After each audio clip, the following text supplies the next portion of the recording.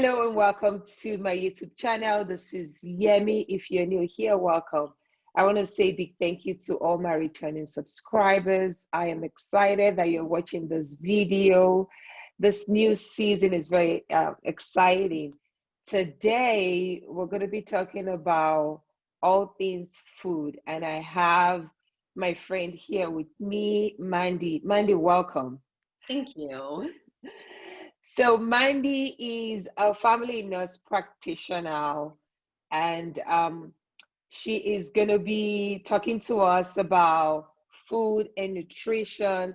To be exact, we're going to be talking about how food can be dangerous at times, to us. So Mandy, I'm going to turn it over to you. Can you please introduce yourself and tell us what you do? Hello, everybody. Thank you, Yemi, so much for inviting me. I'm so excited to be here today to talk to you guys about one of my favorite subjects, which is food. But before that, a little bit about myself. I am a family nurse practitioner by profession. Yemi and I used to work together, and it was just a fun part of my life. But I tell people I'm a woman who wears a lot of hats. So I am a mom to 3 children.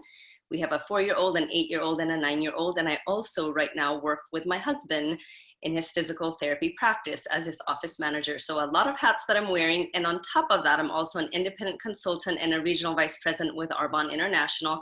And I love to teach people about food and really being healthy inside and out. So this is just the perfect topic for me. Thank you so much, Yemi. Thank you for coming aboard. I really, I know you're a busy woman, and I appreciate, you making the time to be here today. So when it comes to food as being dangerous at times, or if we consider food sometimes as poison, what does that mean? We all eat food, and most times we eat food to nourish our bodies, but at the same time we're looking at this same thing, food as being potentially bad, for us. Can you just explain and let us know what that means? Yeah, that's super interesting, right? When would we ever think that food could have possibly be poison, right? And this is just something that I think throughout the years has really evolved. I can't really tell you when exactly it started, but I know it's been many years now, in the United States and even just globally that, back in the day, I think our food was, like you said, was meant to nourish us, and it was meant to, it grew from the ground, animals grazed on pastures and all that good stuff. And it was given to us to, like you said, to nourish our bodies. But they actually said specifically in this country, in America, that there's just a quantity of food now, but it's no longer quality. And it's just sad. It's just been years now that I think part of it, started with, people wanted to feed the world and they wanted to produce food faster. If you understand farming, things take a long time, right? And now like people want to do things faster and better. And when people go to the supermarket or wherever they're buying their produce from, some people will want that perfect looking banana or that perfect looking tomato, when really, if you know what farming is like it's just not perfect. There might be a ding here, there might be something here. And it's because of, the world trying to make everything look pretty, do faster, that there's a lot of things now that, or even additives or, pesticides. It's just a slew of so many things we can talk about that now has been researched to found that can be now harmful to our body. What once was something natural and meant to nourish us can now possibly have effects that the research is showing as more humans are eating it, that, okay, maybe why is this happening to them? And why are they getting illnesses when our mothers and grandmothers and great grandmothers used to eat that same food and be completely okay, and so it kind of just begins there. It's such a big topic, but it really kind of begins there. Yeah, I hear you. And what you're, describing is, food engineering, really. Because I remember when I first, came to the States, I was really surprised at the sizes of, just fruits. I'm like, look at this oranges is so big, and we're not even talking about grapefruits. We know usually grapefruits are usually bigger, but even the bananas, like you look at bananas, they're almost like the sizes of the plantains that, coming from Africa that we have back home. And these are so huge, just the size of the food. and also the taste as well, in the sense that it seemed like everything just tastes so perfect and so sweet, Mhm. right? Yep. And which, brings to my mind, when we talk about just, some food being not so good for us, will bring sugar to my mind, because everything seems like there is sugar added to it. Like maybe you go to a restaurant, right, and you order barbecue chicken, and that chicken tastes so good, and you when you try to make it at home, it's almost like there's no way. How did they make theirs that is, it tastes so sweet and so can you what are your thoughts about that? I feel that in almost everything you have sugar added to it. Yes. Oh my gosh. So that is like the top on my list when it talks about food as poison is sugar. You're right. Like, so the main, sugar, again, if you look back at the history of sugar, like and that's what I teach people now, anything that's natural, like where did sugar come from? Like cane sugar, that's at least one way it came from. And it Mhm. was great. But again, like you said, there's so much engineering now that, and everything has added sugar. So I tell people, if there's anything you're going to learn from today, the one thing I encourage all my viewers and people who I teach about nutrition is that I hope and pray that you become a label reader. That's what saved me. And I've even taught my children now, when they choose something, look at the label so they don't get upset like, mommy, why can't I have this? It's because you have to know what is inside of it. So like you were saying, added sugar is in everything from your ketchups to every sauces. It's even added to salad dressing. Like something you would think, okay, that's supposed to be healthy. You add it to your salad, but now you've turned something healthy into something not so healthy. And so, just overall, I want to say, well, you might ask me, well, why is sugar bad? Like, number one, also, I encourage you guys to like go and do some research, because you will find really good information as you start to do your own research. Sugar has really found, especially in high levels, I tell people, everything is dependent on not just the quality, but also quantity. Sugar can be healthy and it's good and it can make your food enjoyable and we can eat it, but just watch how much you put in your body. And know again what type of sugar, because not all sugar is created equal. Sugar they've found in large quantities causes inflammatory issues. It actually impairs your immune function. So what does that mean for our lay people?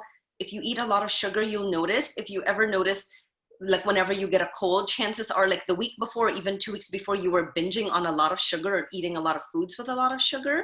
Um, it also, this is very interesting, that sugar actually is very addictive, and it also ruins your brain reward pathway. So what does that mean? If you eat a lot of sugar, you'll notice that you'll want even more. It's literally like they say, it actually lights up your dopamine centers, which is the same centers that light up like people who use drugs. It's just the addictive personality. So you're going to want to keep doing it and eating it. And so the more sugar you eat, the more you want. So it's kind of insane what it really does. And then it also messes with your insulin levels. And this gets like really deep, but really when insulin spikes and your glucose spikes, fat is stored and you gain weight. And then chronic diseases, cancer and all of that. But like you said, it's added to everything. And a couple of ding words I want people to maybe like realize when you read your labels. You're saying, well, Mandy, what am I looking for? Because sometimes they will use names that you might not be familiar with. One thing that I think a lot of us are familiar with is high fructose corn syrup. Now, Mhm. again, it can be very tricky. Some people won't put those exact 4 words. You could just see corn syrup. You could see fructose. You might, there's many different names.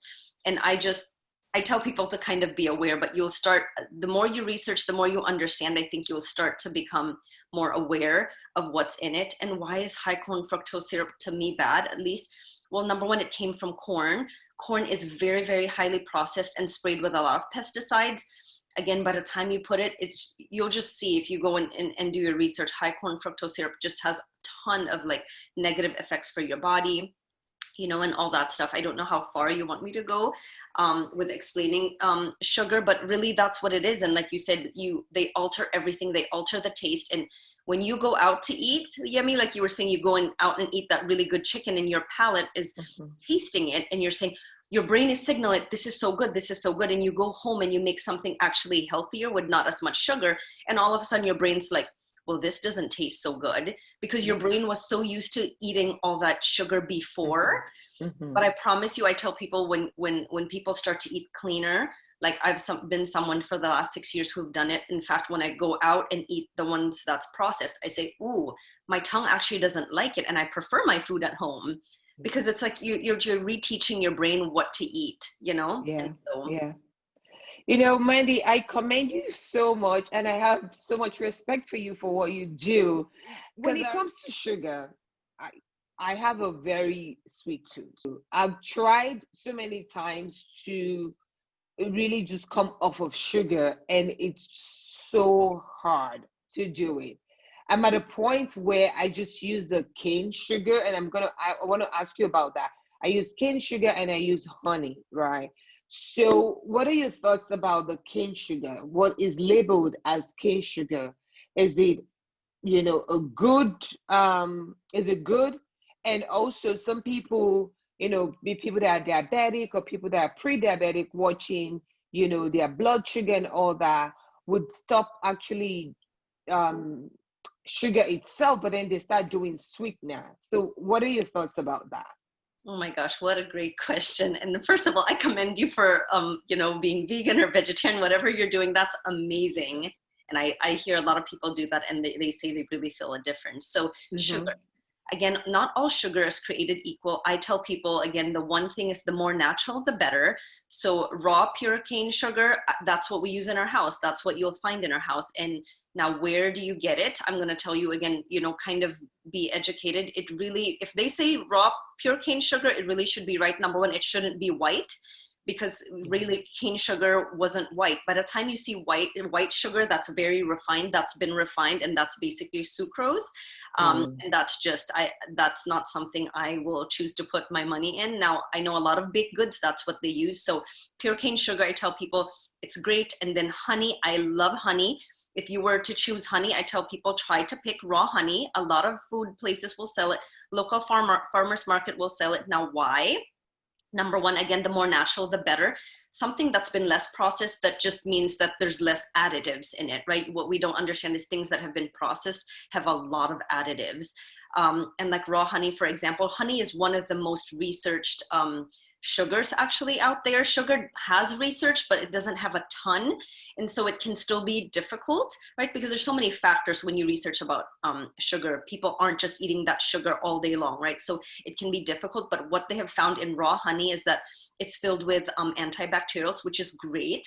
It also still has antioxidants and prebiotics to actually just help your body, to help your gut, to help fight free radicals, and it's awesome. So I tell people, if you're going to cook with it, if you're going to have something in your tea, like I like my tea sweet, I tend to use the natural sugars, like again, pure cane sugar, raw honey. I'll even go as far as using stevia leaf extract. Again, these are like the newer I would say sugars that are from plants.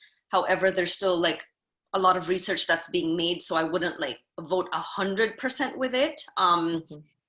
And now, but what I do tell people is you want to watch the quantity, right? So even something good, taken too Yes. much of it, it can still raise your blood sugar. So kind of watch it. And then now we jump on to people who are diabetic, who are really watching their sugar.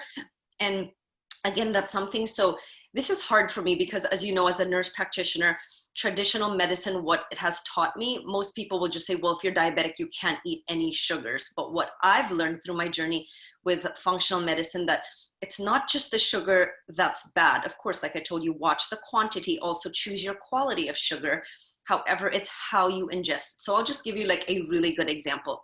When you wake up in the morning, a lot of people will, when I ask them what you've had for breakfast, some people have been taught that if you eat a plate or bowl of fruit, that's really healthy, right? Because we've all been taught that fruit is healthy. Yes. And for the most part, fruit is not unhealthy. However, the first thing you do when you break your fast is to just eat that bowl or plate of fruit, and you do not eat anything else with it, I'm going to tell you, you know what that's going to do to your sugar, your blood sugar? It's going to spike it so high. And then in about half an hour, 1 hour, you're going to feel really, really hungry again. And what does that mean? It's because even though fruit is great and it has fructose, which is again sugar in it, it has a little bit of fiber, but you didn't have protein, you didn't have healthy fats, and protein and fiber and healthy fats actually slow the the process of sugar as it breaks down in our body to keep you fuller longer. So I tell people, instead of just doing a plate of fruit, like have something that's full of fiber. You know, I'll give an example. It's not my favorite example, but the first thing that comes to mind when people do breakfast is like maybe a nice bowl of oatmeal. You know, oatmeal, even though it's awesome, it has fiber, can also spike your sugar. And then maybe put some berries in it, and you'll actually end up less hungry than if you just had that bowl of fruit. And so if I hope that's making sense to our viewers, that it's not just what you pick, but how you eat it. And that's what I've longed to, you know, educate people, even my own parents. My mom used to think that eating just fruit was healthy, and she's found out that she's pre-diabetic. She's 62, and you know, she didn't understand why. And when I started to unpack how she was eating her food, I was like, "Oh, mom, like there's too much carbs," which I know we'll talk later, which Yes. in turn again turns into sugar. So yes, if you're going to add sugar to your life, pick the healthier sugars, like we were Yes. talking about, the pure cane sugar, the honey, monk fruit. You know, there's cocoa sugar. A lot of people from the islands love using that too. You can actually use it to bake. And then stay away from artificial sweeteners. I know, again, it's hard because that's what a lot of your medical doctor might tell you. What I have found is that, yeah, it might not raise your blood sugar, but it's going to cause other problems. So what I would say to a diabetic is you can actually have regular sugar, but again, just beware how you're eating it so you're not spiking your blood sugar. Yeah. For me, thank you so much, Amanda. For me, the artificial sweeteners, they're very bad for my guts. I cannot even, I cannot tolerate them. It's just so, I've tried different types and it just doesn't work. You mentioned a lot of things here, and I want to go back to what you said about the raw honey, right? So we know, and I want to put it out there, and I'm sure a lot of people know that if you have a child that is less than a year old, you don't want to feed them honey. And it's the same thing because of their stomach. The stomach is still developing and all that. So you definitely you don't want to feed a 1 year old or a child less than a year old honey. That's one. My question as to raw honey is, that's a non-pasteurized honey, right? So I think as an African, we grew up on, I didn't even know there was pasteurized honey until I came to the States, right? We grew up on raw honey, and it looks so different. Like it's a lot darker. You can almost see like the top of it also looks different as well.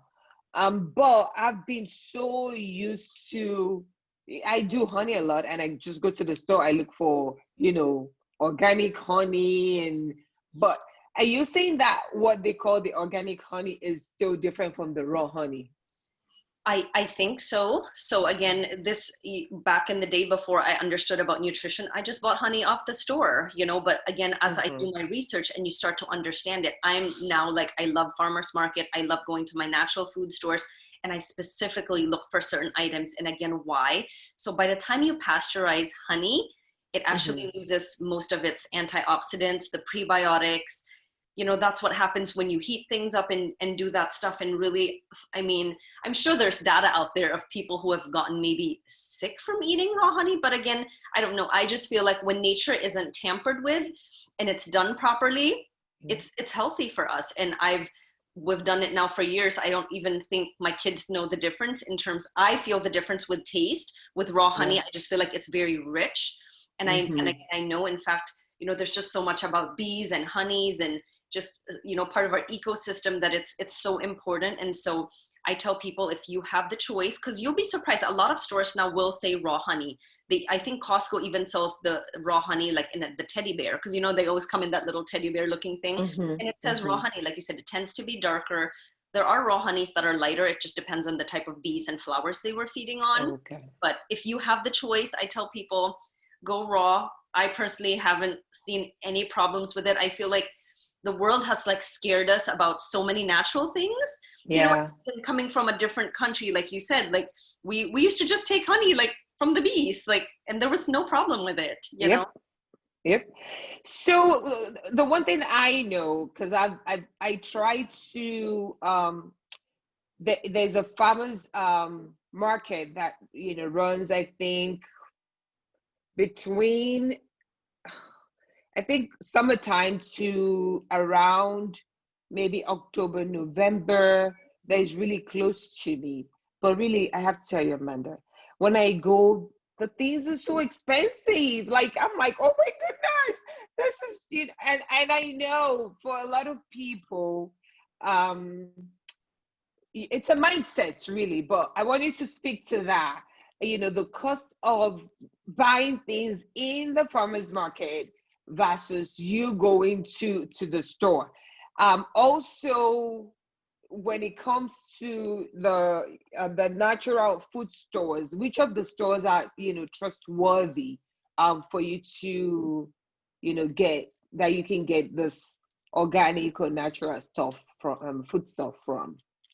Perfect. That's such a good question. That's probably one of the first questions people ask me all the time when they start to get on this like healthier journey. My father, until today, will refuse to buy things from like farmers market. He just finds it too expensive, However, like you said, number one, it is a mind shift. I tell people start small.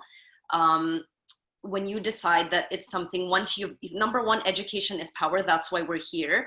Once you've been educated, I tell people it's like you've hit a spot and you can't go back, right? So when I understood number one, like, which I know we'll talk about later, when you understand, like, so why are you going to the farmer's market versus the store? Number one, it's like organic. I tell people you just can't compare really what it is, because when you understand what an organic fruit or an organic vegetable is versus what you're getting in the store, I promise you, you'll pay more. So I tell people the number one thing is, yes, it is going to be pricier. Why? Because good things, as my mom always taught me, you get what you pay for, right? So that's the number one mindset. I promise you it's more. I don't even know the difference now because we have been doing it for 6 years, but start small. So if there are things that you want to buy, for example, that's healthy or organic, I tell people, look at, there's such a thing as what they call the dirty list or the clean list. I don't know if you've ever heard of that. If you just go on Google, it'll tell you like with vegetables and fruits, and what does that mean? So there are certain fruits and vegetables that they tend to spray more with bad pesticides than others. That's called basically the dirty list. I'm going to give you an example. Like berries, almost all berries and grapes are sprayed very heavily with pesticides. So if I want to eat berries, I'm going to pick organic. Now, like a banana, things usually that have a peel, they say not so much. Like a banana, go and buy the regular banana. Like avocados, things like that. Again, we can really dive deep as to why organic, and if I can and you can eventually afford it, then I go that way. But again, start small. That's the number one thing. And I think as you get used to it and you see the difference and you see your health changing, then you're willing to invest in it, right? But the one thing I tell people is disease isn't cheap.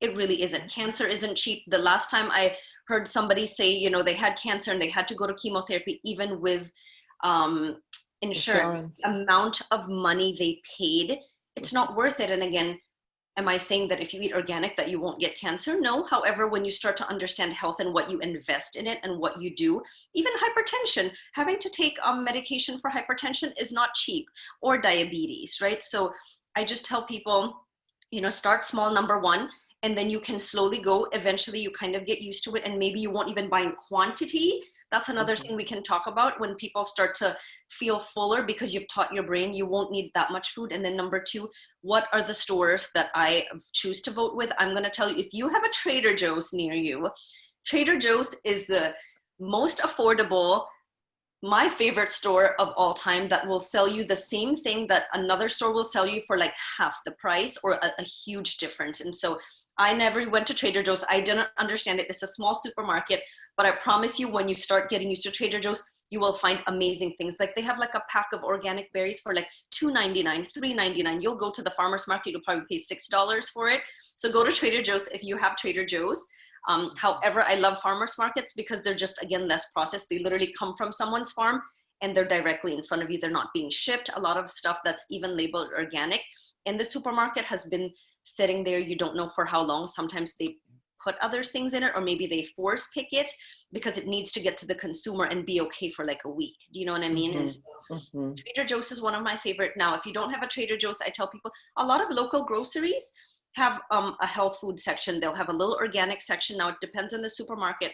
Now, Whole Foods tends to be more expensive. I think they've been trying to be more competitive just because it's owned by Amazon now. Mm-hmm. And I know there are deals and stuff.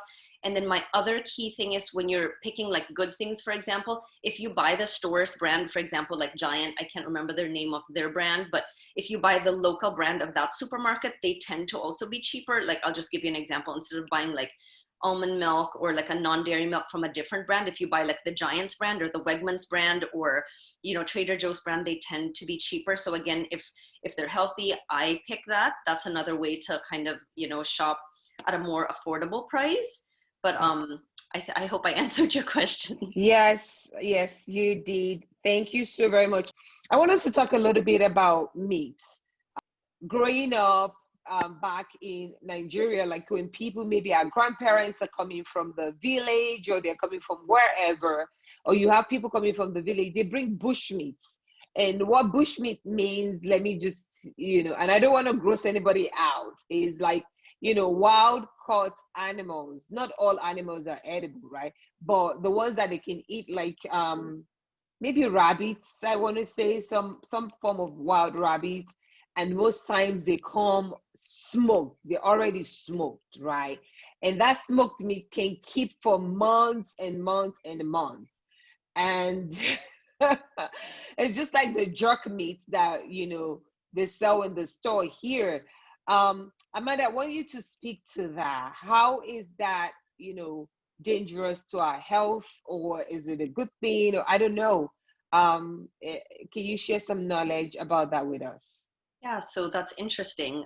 You know, I grew up in Asia, like you said, and we still eat meat in the house. However, I really commend you for staying away from it. The one thing, again, I have learned in this journey is meat is great. Number one, you can get things, you know, vitamins and minerals and things from meat that you can't get just from all vegetables. But again, based on research, if you eat the quantity of it and the quality of meat that's poor, again, it can brew, again, diseases. And if you just look, I tell people a lot of it has to do with acidic and basic in your body. And if you go again on Google and just look at like food and like the acid basic chart, you'll see that meats tend to be more acidic to our body than like plants and vegetables. And that's probably why you feel amazing not having a ton of that meat. And again, depending on that meat, some people's digestion, they don't actually digest meat very well, number one. So again, that makes a huge difference. But like meat, just like everything else, again, the question I will always ask people is, what was in that meat? How was it raised? Again, right? So let's go back to our ancestors. Let's just talk about like cows. Cows were supposed to meant to graze on grass and be out in the sun and drink water from the streams and be fine. And that's how they lived until they were ready to be slaughtered and to be eaten, right? And however, you know, doesn't matter now what country you go to. I think it's obviously something big here, or like in, you know, the first world countries, because they're trying to produce more. What do they do to cows? For example, they're put on feedlots. And I just tell people, like, it's scary to look at, especially if you don't like to watch this, but I even showed it to my kids. There's lots of videos out there that educate you. Like, they put them in feedlots. What does that mean? They're not grazing on grass. They're literally they're bunched together in like small spaces, and they're fed like corn and a bunch of junk. Why? Because it's cheap, number one. It takes a long time for cows to eat on grass to grow to be a certain size. And they want to feed this cow to be super duper duper fat, number one. And corn, because it's a carbohydrate, will make cows very fat. So that just means more meat, you know, more money when you sell it. And there's a lot of fat in it. And certain people, when they buy their steaks, they really want to see the marbling of the fat, right? So, but then what happens, because they're in feedlots, they get sick, or they're not eating what they're supposed to. When a cow eats grass, there's a lot of vitamins and minerals. When they're fed corn, no vitamins, no minerals, they end up sick. And guess what they do when a cow's sick? They give it antibiotics, right? So now the cow has antibiotics.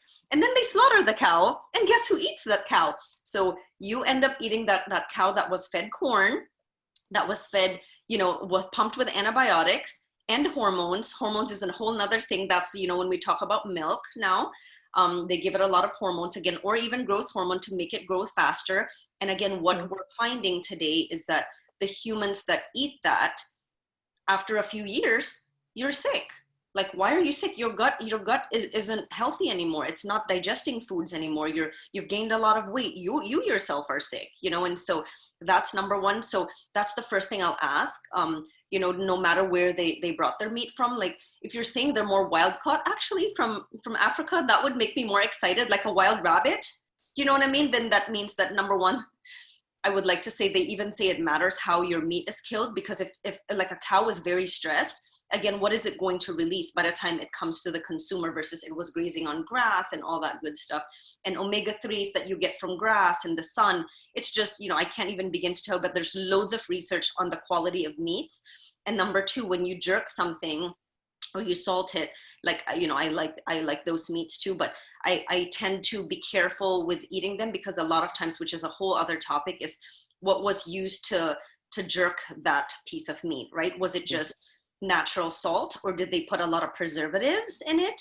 I know salt by itself can be a preservative, and so if it was just natural salt, I would probably say, okay, it's not bad, but what was the quantity of the salt too? So, you know, if you're telling me you're getting like, you know, a wild caught animal and you're using kind of natural salts or whatever natural preservatives, because there's a lot of other things that are natural preservatives, it's probably not bad for you. However, if you eat it every day, it's probably not going to be good for you, because if you've consumed way too much salt, that's still a no-no, right? So it's kind of like, Yeah.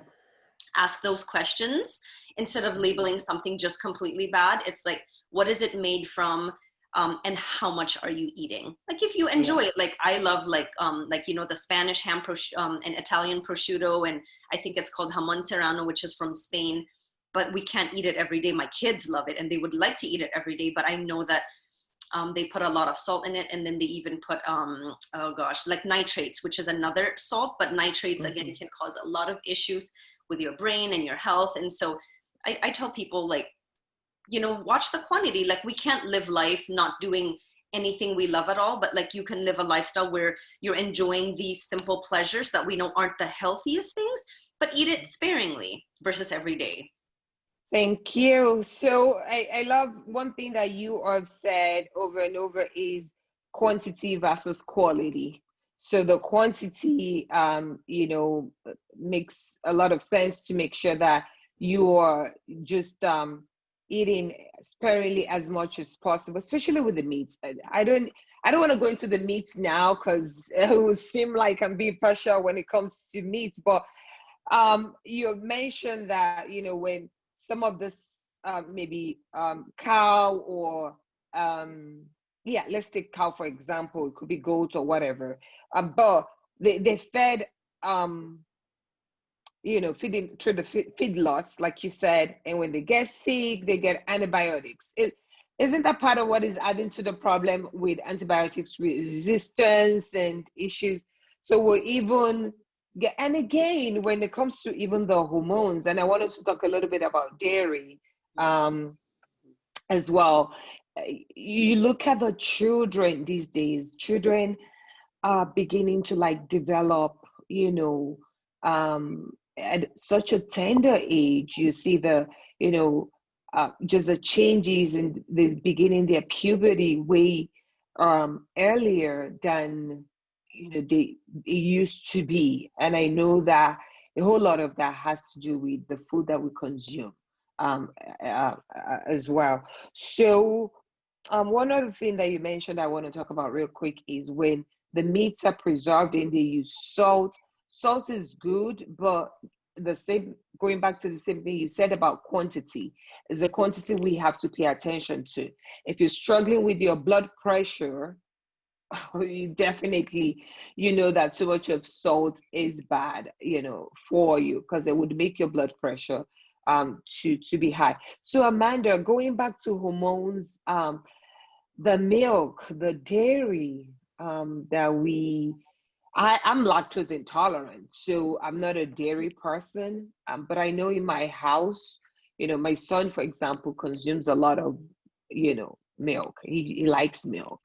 Um, but and I've been trying to change, there was a time that we were doing almond milk and soy milk. They're like, what is this? So can we talk a bit about that? Yeah, that's such a great question. So dairy, oh my gosh, this is probably one of the most controversial food questions. And even when I was doing research, people stand in different ways. It really, again, I tell people it all depends on how your body's tolerating it, number one, and number two, your understanding of where milk comes from, right? So Mm-hmm. even my sister and I, who are into this, like, we're even arguing because we were talking about raw milk, and I was like, I've never myself actually had raw milk, so I couldn't tell you. I grew up on regular milk, but just like you, I'm lactose intolerant. So why? Yes. Number one, if you do your research, 95% of the world's population by the time they're age 5 are actually lactose intolerant. Again, some researchers will argue and say that it's because we weren't, after 5 years old, not meant to drink another mammal's milk, because that's what it is, right? You won't be allergic to your own mother's milk, but you have issues with obviously another mammal's milk. But again, I believe a lot of it comes from what they did to that cow, what that cow was eating, like you said, hormones. It absolutely 100% why the children are developing so much faster today. And you're finding actually men and women at a very young age also even having fertility issues. Again, that's altered hormones. Comes from so many factors, but dairy is one of them.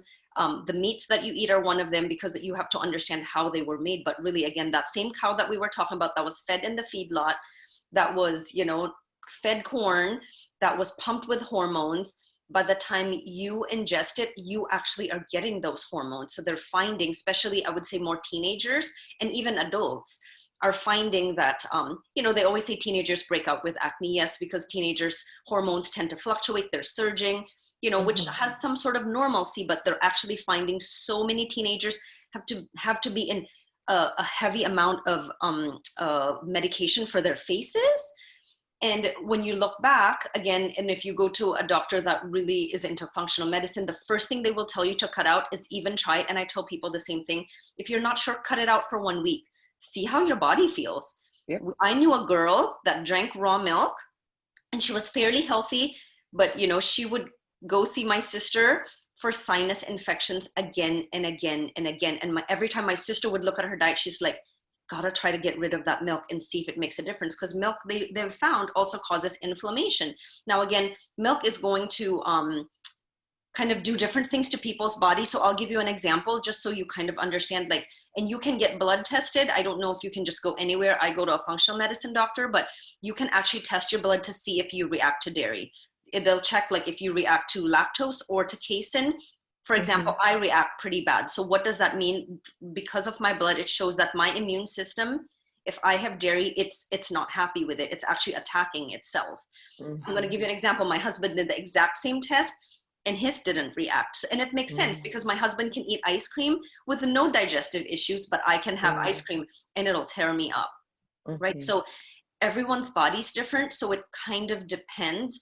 However, I'm going to tell you, like you were saying about your son, my children, we all drank cow's milk. I didn't know any better until 6 years ago. And again, if it's something you want to eventually switch them to based on your research, start slow. So I'll give you an example.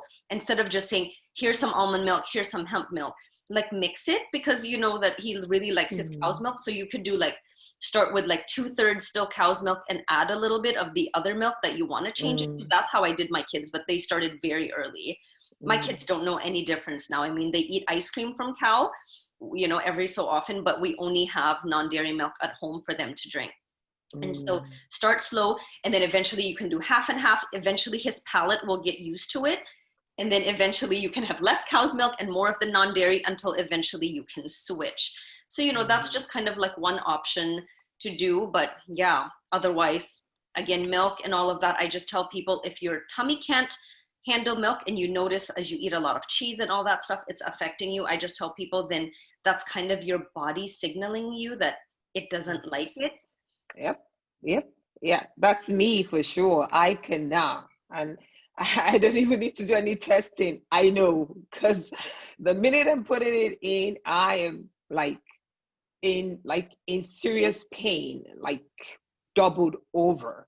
So I stay away from from dairy as much as possible. Wow, so much information. I feel like we could talk about this for ever.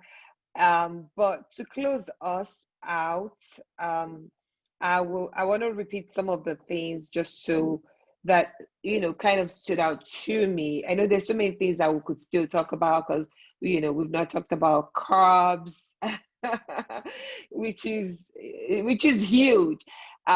One of the things that for me to get off of meat is easy, but I think about rice. If the smell of rice is like home to me, welcoming to me, because it's staple. I grew up on rice, but I know rice is very heavy on of course it's heavy carb. So that's something that we can talk about as well. But because of time, I feel like let's digest these things that you have already pointed out to us here. People have to learn to be a label reader, um and then quantity versus quality versus quantity. Always think quality versus you thinking quantity, right? And even from that, we can start talking about even food portions, right? Like how are you eating? Because you can have the healthy meal, but then if your portion is like so huge and you can't even get up after eating, the the whole reason for eating healthy is defeated, right? So, and also people should look out for the natural food stores where you can get trusted items from.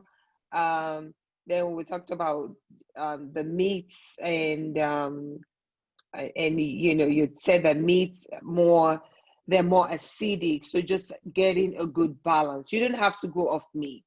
Not everybody can be vegan or vegetarian, but at least create a good balance for yourself. And I tell people personally, think more plant-based. If you put in that plate together, make sure that you have things that are plant-based, versus you having all these different sorts of meats.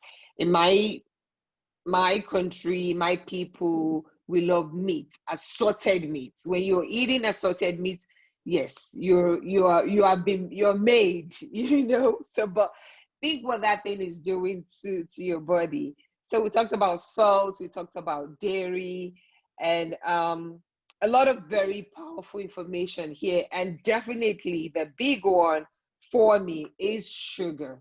And you say start really slow. Even if you're going to get off of sugar, you're going to wean yourself off. And that's one thing I'm going to take away from here is I've already started slow, but I don't want to get discouraged, because every time I just feel like, oh, I need something sweet. I need, I need a snack. So maybe substituting that sugar snack for a healthy, something healthier. So thank you so much, Mandy. What would you say to somebody that is, just to kind of, you know, um, and to wrap us up here, what would you say to someone that is starting this journey of being aware of their body, of their health? What would you say as a word of encouragement to that person? First of all, I would say start slow. It is a journey. I tell people, a lot of people will look at me and say, look at you, like this is the way you eat. And I said, it's been almost 7-year journey really for us and our family. I started with myself, and start slow. Like I tell people, make little commitments. Like I love what you said, that, you love your sweet tooth. Like you don't, doesn't mean that you will never have another sweet thing, but make better choices. So if you're going to start, number one, I tell people, like, and you want to make that commitment, the one thing you might probably have to do is look at things in your house that's junk and just throw it away, and just Mm. pick one thing. Like, when you start this journey, it's so overwhelming. We talked about so many different things, from sugars to meats to dairy. It's overwhelming to say, I'm just going to go cold turkey and change all of it. Some people are ready to do that, but know yourself. I tell people, like, you make the commitment, start with sugar for 1 week. Every time you want to reach for, like, I'm just going to give an example, an Oreo, maybe have some healthier bars that still have sugar, but maybe the sugar content is very low at home, or there's other options, or like maybe even some fruit instead of reaching for that candy bar, you know what I mean, and just have those options, because if you have them available, then you'll be less likely to do the wrong thing. So start really slow, and it's a journey. It's a journey to health. Honestly, don't expect it to be overnight. It's every day. They say it takes about 21 to 30 days to change a habit. So Yes. there you go. Thank you so much. I absolutely appreciate you. And I want to say to my viewers out there, like Amanda said, it's a journey. So, and I was recently just reminded of the common saying that says that the journey of 1,000 miles starts with what? One step. So take that one step today and remember that as you're doing it, some days are going to be good, some days are going to be bad. On your bad days, remember that you're doing this for yourself, you're doing it for your health, for your body, so that we can last, as long as possible in a healthy and happy body, here while we're on this side of heaven. So you guys, I want you to share with me, are you on a journey of you eating healthy? How are you trying to do that? Or if this is going to be a first for you, let me know. What are you going to change first? Are you going to start working on the sugars, or you're going to start working on the meat or the salt?